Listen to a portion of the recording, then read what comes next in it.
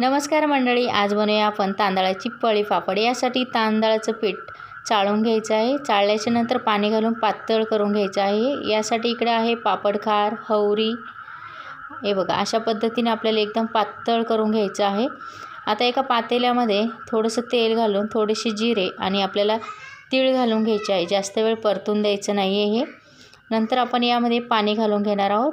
चवीनुसार मीठ घालायचं आहे। नंतरला उकळी आल्याच्या नंतर पापड खाल घालून आपण जे बेटर बनवून ठेवलं होतं तांदळाच्या पिठाचं ते यामध्ये घालून सतत ढवळत राहायचं आहे। खाली लागता कामा नये, कारण की खाली लागलं तर आपल्या या मिश्रणाच्या गुठळ्या होतील। यासाठी छान हे मिश्रण दाटसर झालं की आपण छान एका अशा प्लॅस्टिकच्या कागदावरती आपल्याला हवे त्या आकारामध्ये ओतून घेणार आहोत।